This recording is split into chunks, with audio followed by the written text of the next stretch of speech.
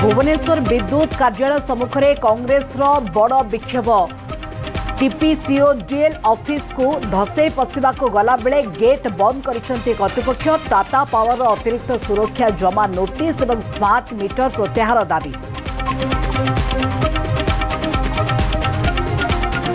उन्नाव नाबालिका दुष्कर्म मामला दिल्ली हाईकोर्ट को राय उपर सुप्रीम कोर्ट को रहितादेश जेलरू मुकुली पारिबनी दोषी पूर्वतन विधायक कुलदीप सेंगर मगागला रिपोर्ट 4 सप्ताह पर परवर्ती शुणाणी।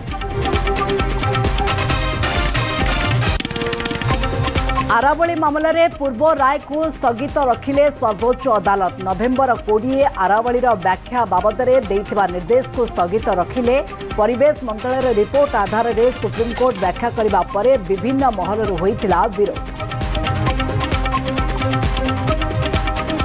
सही परीक्षा केलेंकारी प्राथमिक चार्जसीट दाखल कला सीबीआई। शंकर पृष्टि मुन्ना मोहांती सुरेश नायक सौम्या प्रियदर्शिनी समेत 16 जनक विरोध में तथ्य प्रमाण सह चार्जसीट दाखल।